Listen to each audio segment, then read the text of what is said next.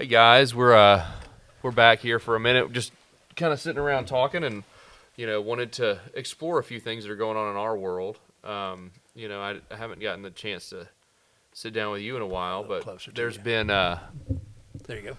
there's been a few developments, and just wanted to kind of kick around and get some advice and opinions on what's going on from you. So, we want to record this podcast as if it were just a Q&A, like us just talking and just having a conversation. And so, right. So, you're aware of kind of for King Kingdom and where all that's been developing. And for those of you guys that don't know, there's a ministry I'm involved in that works with men to just kind of help them, step into taking dominion over their worlds, over their household, over their personal life, over their roles in their community. And it's just been a weird thing to navigate because it's not, it's something that, Dad's been involved in, and we're trying to figure out how to go from this thing that does like 5 or 6 churches right now to, it started with one church just with no intention of taking it beyond, and they ended up taking it beyond, and it's kind of on the cusp of really blowing up as far as, y'all do that, what, twice a month? Or I mean, you don't. So there's one just about every weekend of the year. Oh, wow. So 50 of them pretty much. Basically a year. Wow, okay. But that's between every church that's doing them. Yeah. Some of them are leading them themselves at this point. But what's interesting and kind of what I was excited to share with you about a little bit is, we're trying to figure out the structure of all that and what that needs to look like. But I'm talking with my friend. His name is Blaine. He's a pastor down in Baton Rouge at a Church of Christ down there. I think it's called South Baton Rouge Church of Christ. But we talk about, man, it's just so incredible to watch the lives of men transform. But it occurred to me the other day that I've been with this one group for about 7 retreats, right? So 8 guys come through at a time. I'm there. I wasn't there at their first one, so I didn't see the first few guys go through. But I've been to every one ever since. I've been leading every retreat ever since with these guys. For this group, right? For this group, it's one church. They're up in Sheridan, Arkansas, called Grace Church.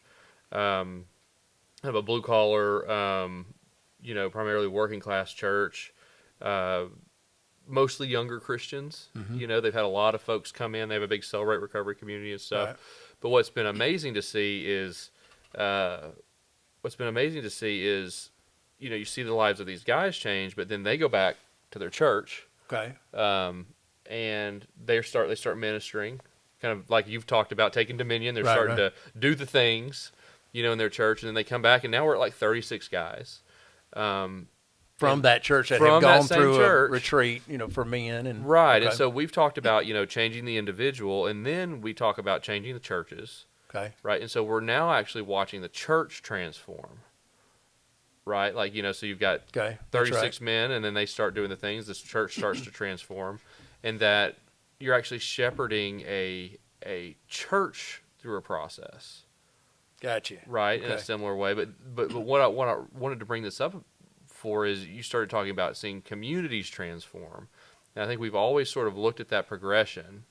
And I guess what's so exciting to me is, that I've had lots of, some failed, some successful attempts at helping communities transform. Right. Right. And I've kind of backed into this theory that it's in the heart of the individual where that starts. From person to person. It's not from the top down. It's not some program. Right.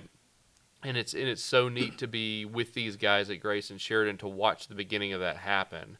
And I think you've got to I think it's going to be a 20-year unfolding. Okay. Right. Like for that church to really, for all those things to mature in the lives of those individuals and then them to pass it on. But anyway, I just wanted to share with you what was going on there and, I got you. See if there was a conversation to be had around that. Right. So. Well, some of that, I think that's really how, like you said, you have to work with the heart of somebody or you can't, you heard me say if you change a man, you could probably change his family. Right. You change that family, you can change the church. Right. It's made up of families. When you change that church, you can change the community. Right. When you change that community, then you've got a grassroots movement that's happening in the nation itself. Right. And all that can take place, short span of time because we see that through history, like these great revivals, and great awakenings or whatever. Or it can take time to, to transform all of that. That's a lot of moving parts. Right. Do we have any influence over when revival happens? Man, I think that we shouldn't stop praying for revival. Okay. But what I've seen from revival itself, not only personally but corporately, I think that it is such a sovereign thing. Uh-huh. I really do. I believe that it's so sovereign. Right. And almost when it happens, that when revival happens, it's something that you just can't tamper with. I think Right. that I think sometimes as you read about the great revivals in history, a lot of times we wanted to tamper with them. Uh-huh. Humans wanted to tamper Right. with them and harness it in and do things. Right. I just don't think that's so. I love the stories of the great Welsh revival at the turn of the 20th century, Uh-huh. and which changed Wales Right. like nothing else. Right. When the coal miners were, and they were having to retrain, the little stories where they would have to retrain their animals because they used curse words to, for the donkey, Really? or the oxen or whatever, Uh-huh. And so, but there were taverns that were being turned into, places of worship and things Mhm. like that. So it was the Welsh revival that took place at the turn of the 20th century was a huge transformation for the community. But it started basically with a group of people. One in particular, surely Evan Roberts. You can pick him out, but with a group of people who decided, that they were just going to hear from the Lord and do, and just allow Him to do what He was going to do. That doesn't mean just because you hear from God that He's going to do it. That's why I said I Right. think it's a sovereign thing. I think Right. it was sovereign, but I also think that when that happened, when that revival came upon the nation of Wales, the people involved, especially the leadership that was involved, were willing to allow God to be God. What did that? So back to Evan Evan Roberts. mhm. What did that posture look like practically that they were allowed? There were a lot of stories about him, and some that I've read is, basically he would sit. They would meet. Okay, here's a church service, and they're going to meet for a church service, and he would sit until he heard from God. And sometimes that was an hour, sometimes it was 2 hours. Right. Well, you're just sitting there. You're waiting on him. He's sitting on the Right. front row. Right. You're just kind of sitting there. Right. Or he would just get up and leave. So Wow. sometimes God wasn't going to move that night in such a way that he felt like, just, I need to leave. I'm gone. And, so that's peculiar. Like that's what was real his peculiar. denominational background at that time? I'm trying to think of what was Would that? it have been Presbyterian or Methodist, maybe, Right. that he was. Yeah, I think it was. Okay. And so I was trying to think of what exactly that was that he was involved with. But a it posture was of waiting, more a of- posture yeah. of humility? right. And I think it must have been some type of reformed, church. Sure. That it was, and anyway, but for him, I think it was basically his attitude of, I'm not going to, you flash that forward over into the Azusa Street revival, which was a huge Pentecostal movement in Los Angeles, and the one of the leaders, William Seymour, he was the same way. He was basically just wouldn't do anything that he didn't feel like God was a part of, and wasn't worried about what people thought. Right. As far as like, if God's not doing it, he wasn't trying to make something happen. Once again, I kind of bring it back to us living we live in a society that's marketing is king. Like Right. we know how to market things, and I think because we live in that world of marketing, it just doesn't. We got to make something happen. Right. Let's make something happen. Let's just and they weren't into that. Right. I see the revivalists through the ages; they just weren't into that. Go ahead. Well, it's almost like you have to be willing to tie your hands back. I think so. Yeah, I think so. I think having to have that sort of positioning within yourself that says, I'm going to do what God asked me to do, but I'm not going to touch His sovereignty. So is there ever a profound move of God? And I'm not talking about just great revivals, but I mean a profound move of God out of something that looks like, diligence is the wrong word, but looks like work, looks like I've produced this. And I know this sounds like an ungenuine question, but it really is. It's like, is it ever come out of, we did all the right things, we talked to all the right people, we mailed all the right newsletters, therefore we get a move of God? I mean, He partners with us, I know. So yeah, but I don't think so. I think that I hate to say it that way, but I just think as I read in history and what I've been a part of, here on the earth, I had the opportunity to be a part of the Brownsville revival when it was going on, and it was just sovereign. When I look at things like that, and I know some people are just like, whoa, that was. But that was modern day. We always like things when they're dead and they're about 100 years old, so we don't have to be a part of them. You know, like you know what I'm saying? Like, but I think that we don't have to be accountable to them. You know, that way you don't have to say, why didn't you go? You know, and so, but being a part of any kind of revival like that, because I believe that was such a sovereign move of God, that the Brownsville revival was such a sovereign move of God, that when I look at that, you know, that man would want to try to touch that, I think is where we get off. When we put in the work, because I know that church was praying. Sure. I know that church prayed. They did everything right. But that still doesn't twist the arm of God to make him want to pour out his Spirit upon you. I think that just being humble and that sovereignty of God, I keep coming back to that, because I don't mean to put that off on God. Right. But I also don't want us. I don't want to be in the one ditch or the other in that. Right. In other words, I think we have a part to play. Right. But I don't think we can manipulate God. And marketing, I bring that back again. Is an attempt. It's manipulation. Yeah. It's I want you to drink my beverage or eat my restaurant or what. It's an attempt to manipulate you.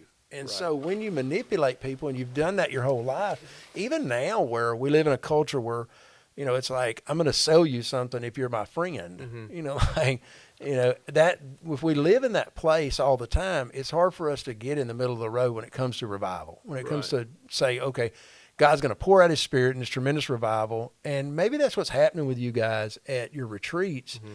And you're realizing, wait a minute, something special is happening here. Yes. But if I do something, it's got to hold it real loose. I heard one of my favorite authors is R.T. Kendall. He was the pastor at Westminster Chapel in London for years and years, and he writes books. And but he said he likened the Holy Spirit to a dove. He said, you know, a dove, if you've ever been around a dove, it's real flighty. You know what I mean? Like, you move the wrong way and they spook easy. And said, you know, there's got to be something to that. He called it pigeon religion. You know, there's a lot of folks got the pigeon religion, because a pigeon, he don't care. He'll keep coming, you know.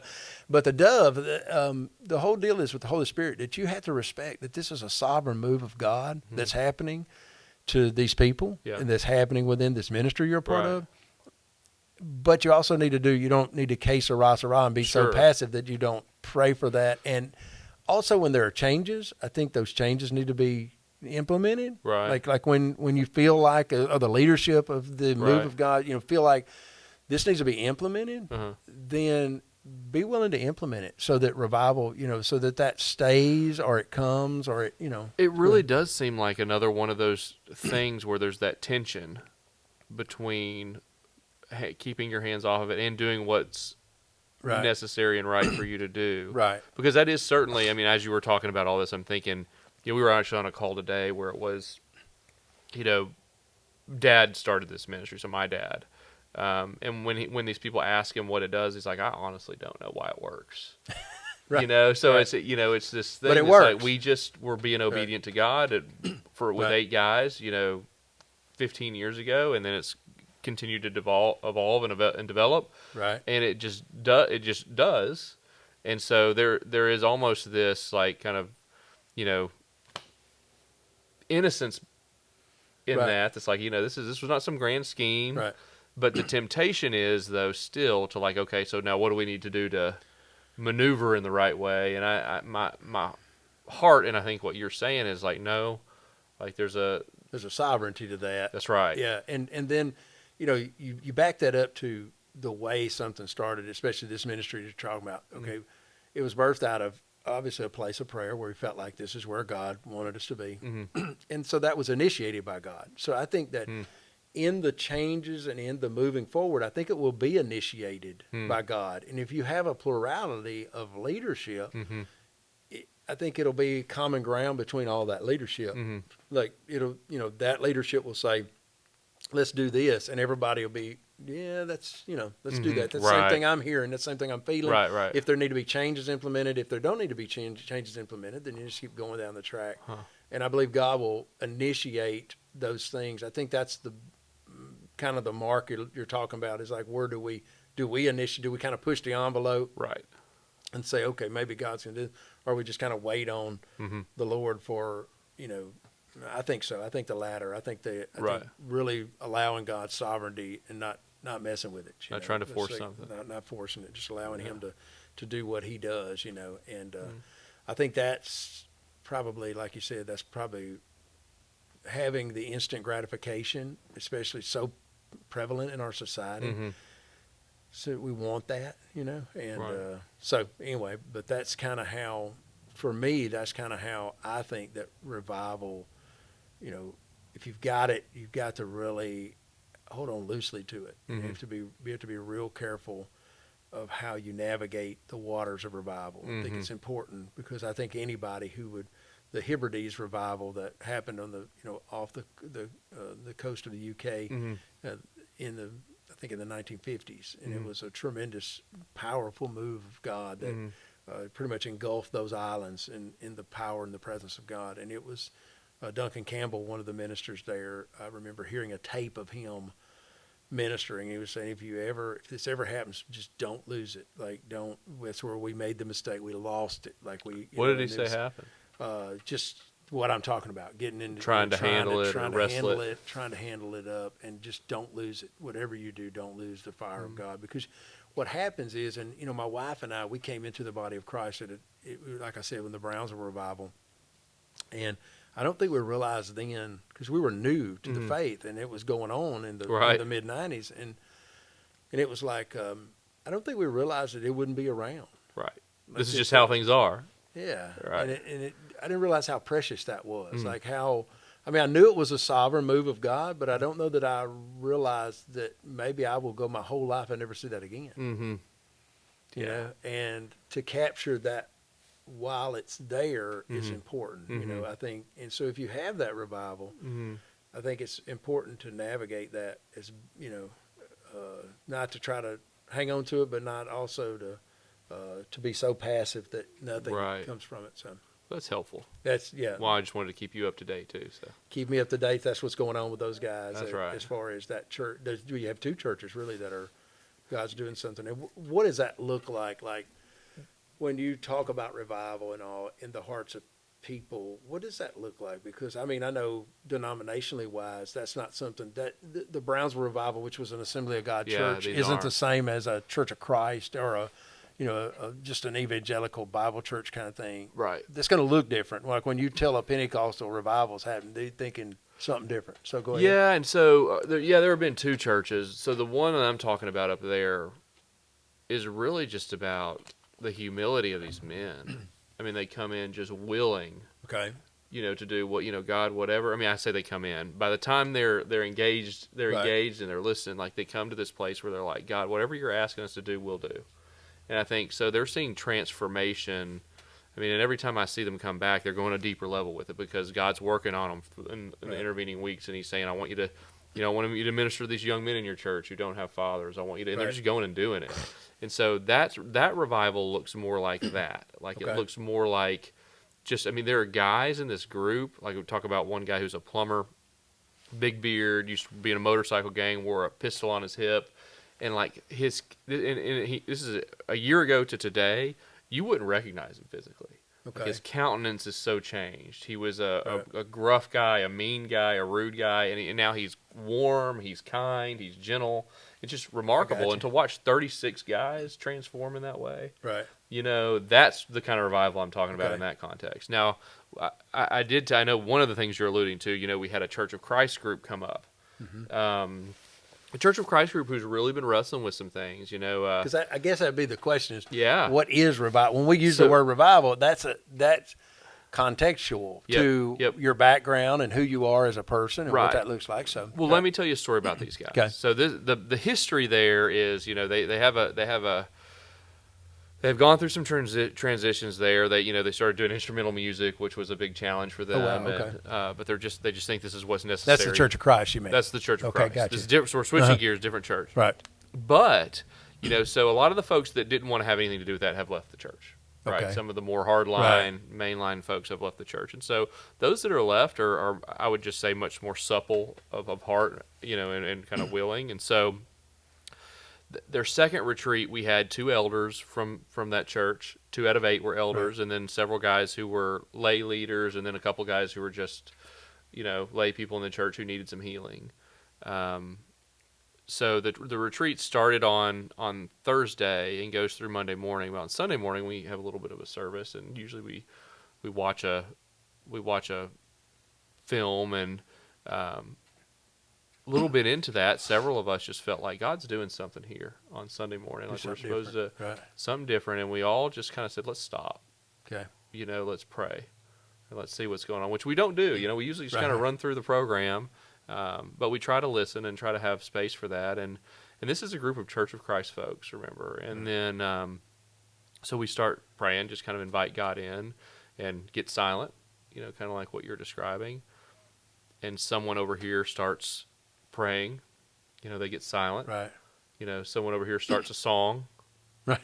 Everybody starts singing, gets silent. Gets spontaneous, right? Gets spontaneous, and then, this builds, and you do have a sense that it was very delicate. Okay. That you have a sense that I don't want to mess this up. you don't want to mess this up. You don't want to say the wrong thing. Right. You don't, and then, one guy who's already kind of, been very vulnerable over the weekend starts confessing and weeping, and just sharing where he's at and, where he wants to go with God. And then a second guy, same thing, starts just crying and telling his story, and it's very orderly, but there's nothing planned about this. And again, these are Church of Christ guys. You don't do that, right? And then the minister, who is the minister of this Church of Christ, starts speaking to one of the two guys who had just kind of shared some things, and he starts speaking as if he's Jesus. He says, "I want you to know I was always with you. I want you to," and speaks for 6 or 7 minutes. Just and I looked at him afterwards. I said, "What was that?" He's like, "I don't know. I've never done that before."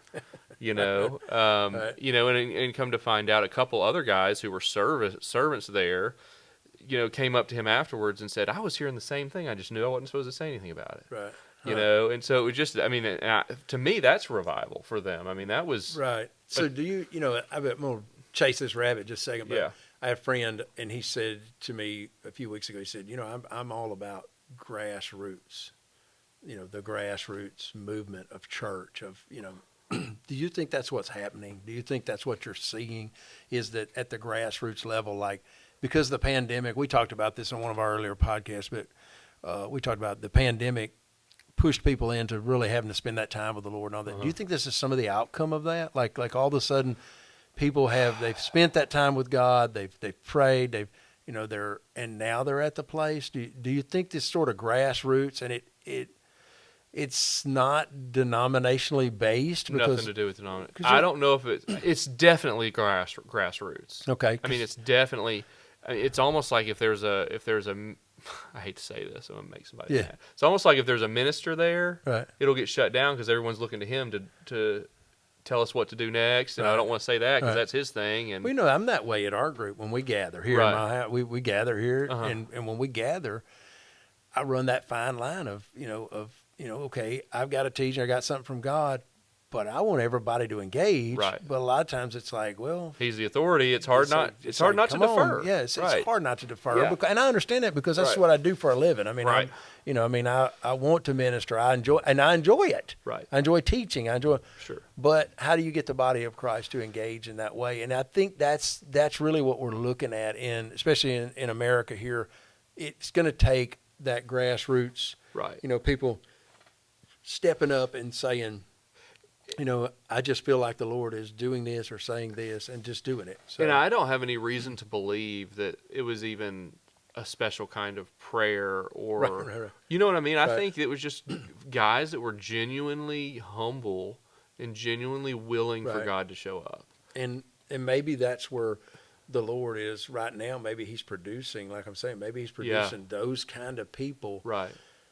Because of, do the times make the man or the man make the times kind of thing. Good question, right? That's right. Ain't that the age-old question? Right. And so the thing is that maybe the times are shaping men and women to a place where maybe the body of Christ is being shaped itself to a place where we will see this revival. We will see something happen on a grassroots level. Right.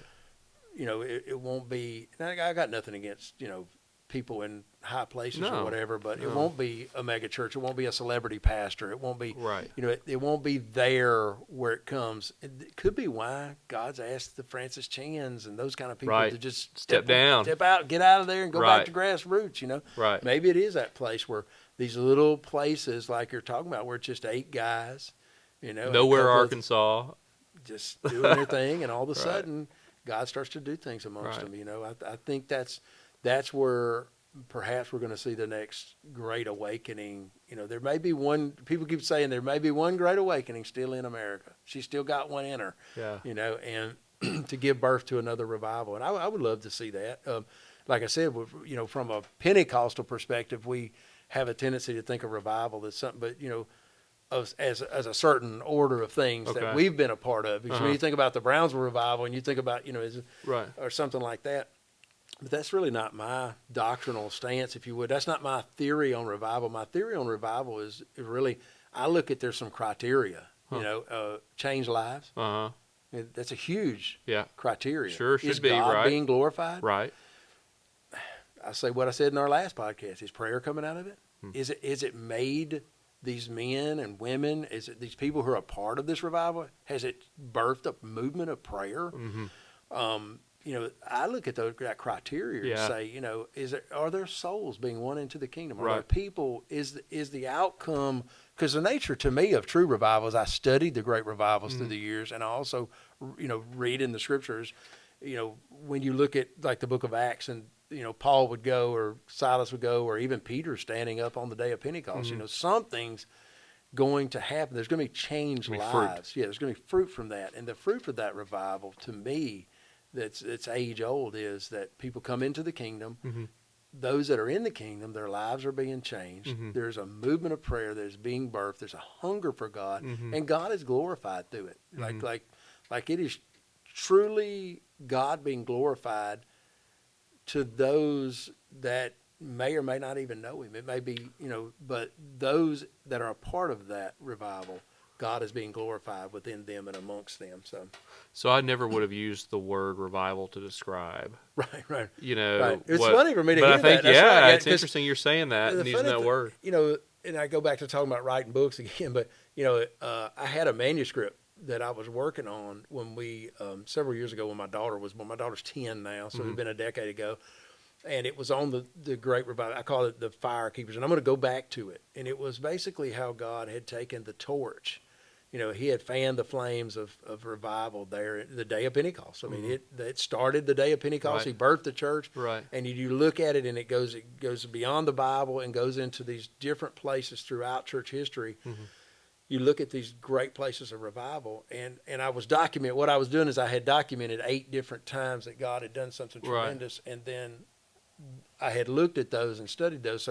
So that's been in my data bank for a long time, Right. and in my person, in my head to creatively get this book out. But at the same time, saying all that because there's a huge amount of research that went in that, and that research led me to looking at these great revivals and looking at these great awakenings and Right. things that were going on, and it led me to just have this deep sense of wanting that. And I don't think you can read about revival, but Right.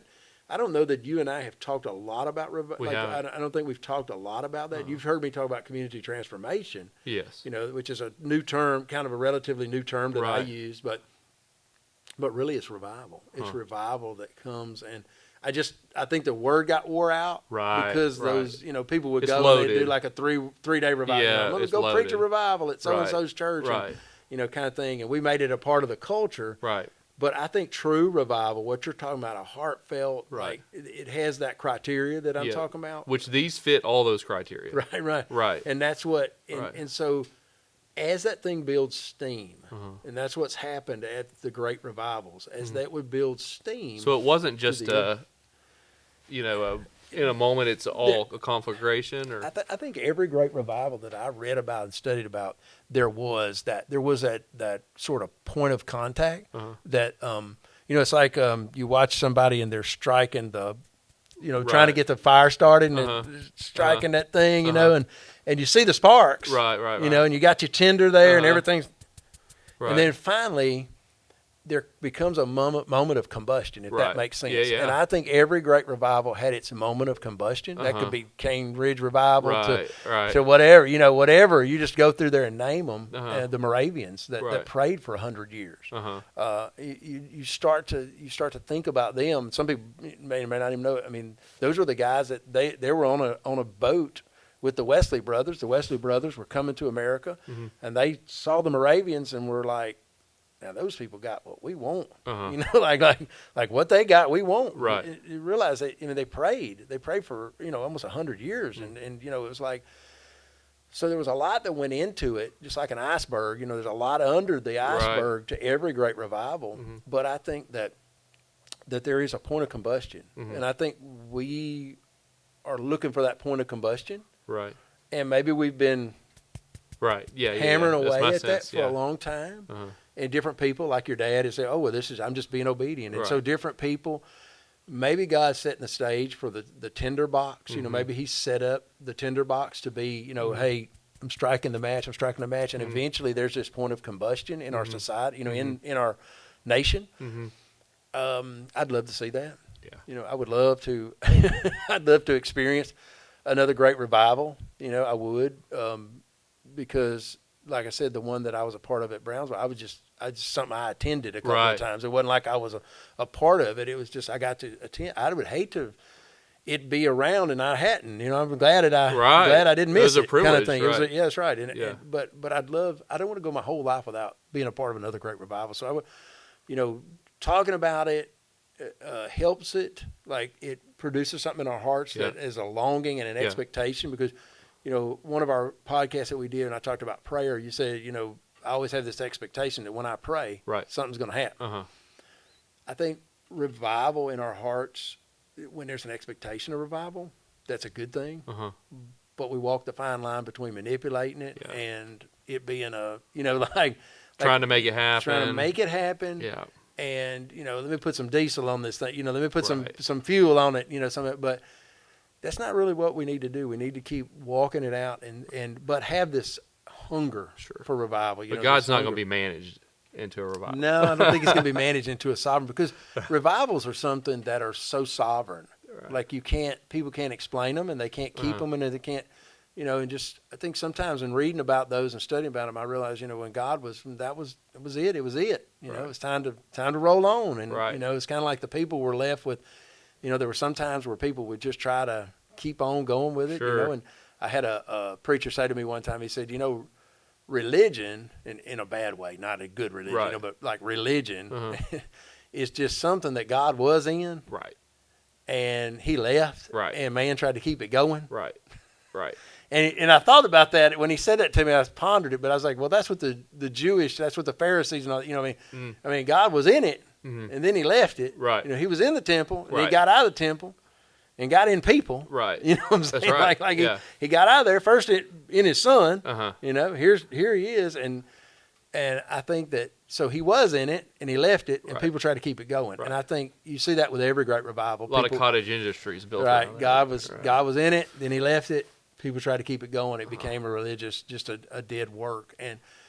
But when true revival hits us, it does change our hearts. It changes something about revival that changes, like I said earlier, it changes the heart of the people that are involved. It begins to bring souls into the kingdom, which is really the fuel.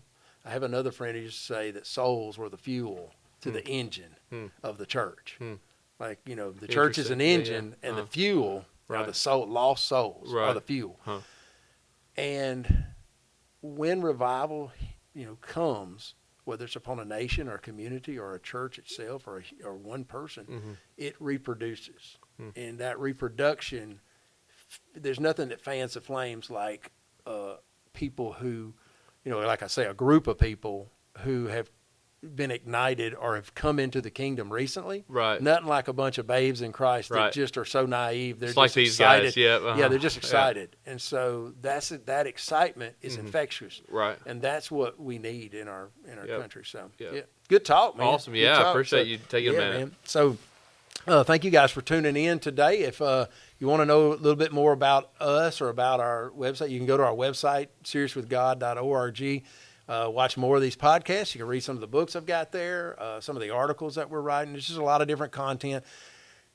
Our intent for that content is really just help you become more serious with God. If that's not a bad English, more serious. No, more serious. But that's right. But we want you to become serious with God. We want you to grow in your relationship with Christ. That's what it's all about. So we hope you enjoyed this today, and we will see you guys next time. Thank you.